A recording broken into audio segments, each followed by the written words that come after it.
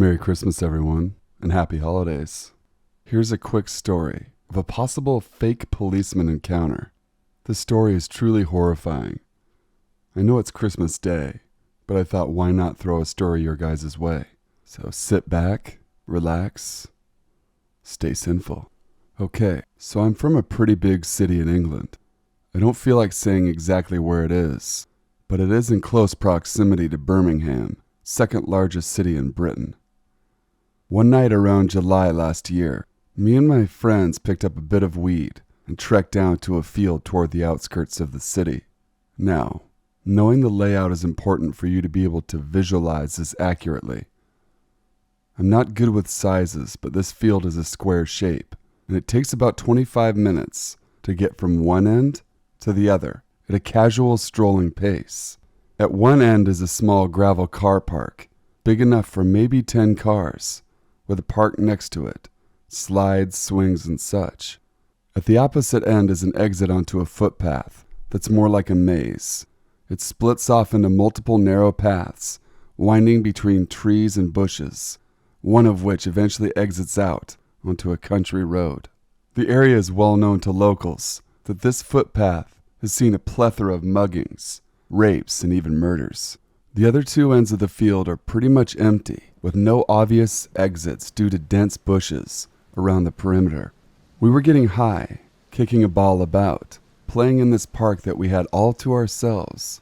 Before we knew it, we missed last buses, so we just decided to prolong our stay, since we were all dreading the walk back.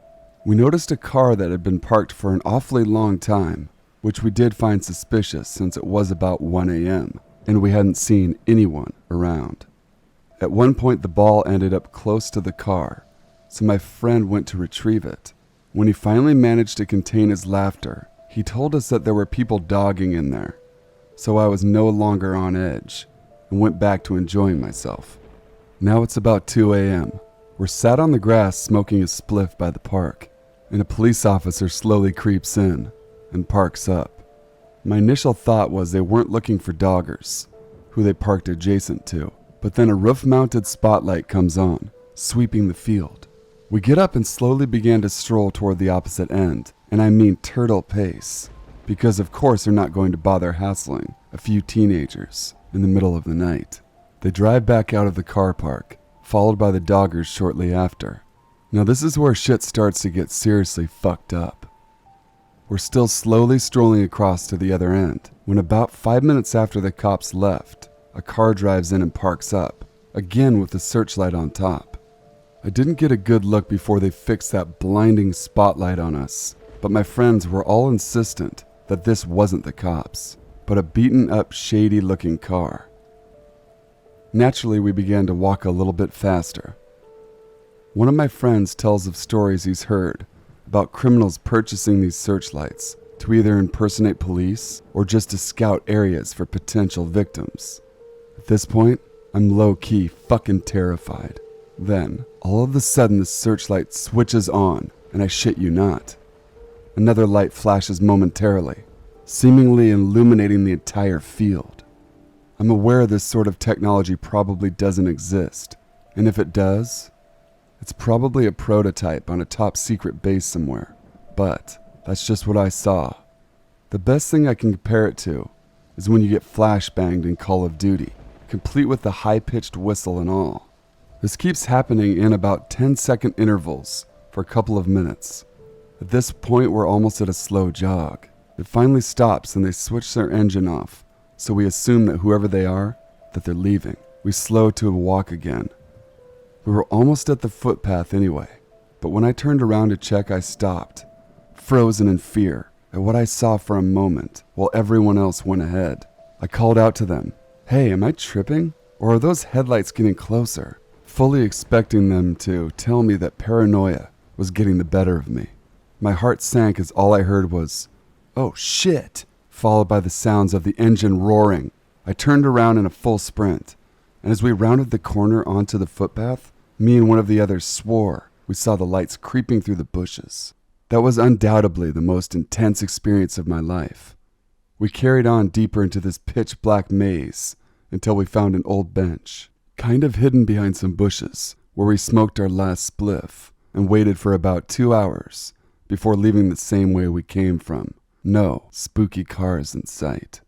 I really have no solid explanation for all of this. I doubt the second car was police, because why would they leave and then come back? Surely if they thought we were suspicious enough to confront, they would have done it while we were still calm and strolling close to the park, instead of scaring us shitless to the other end of the field. I'm thinking it was someone parked up nearby, waiting for the police to come by and do the routine sweep. Although the fact that the actual police didn't care to check on what the doggers were up to makes me think that maybe even they were up to no good. Perhaps both in on it together. Something I hadn't thought of until now is that considering the history of the footpath, they could have actually been luring us there, where they had their cronies waiting. If that's the case, praise the Lord we didn't run into them. Edit. Okay, so some people think it was police. I should have mentioned there's a couple dim lampposts around the car park, and police cars in my city have a very distinct paint job. They're white with fluorescent green stripes, and of course adorned with the word police all over. However, all of my 4 friends swear on their lives that the second car was a rustic maroon color, and there's no way they would have or even could have said that to fuck with me, considering how fast it happened. As for the strange flashbang light, I suppose the most likely scenario is that the spotlight never turned off, and in my panic I turned around, got blinded by the beam, and my mind played tricks on me from there. I hope you guys enjoyed that quick Christmas Day story. Make sure to comment, share, and subscribe to the Sinful Society. Merry Christmas to all, and to all a good night.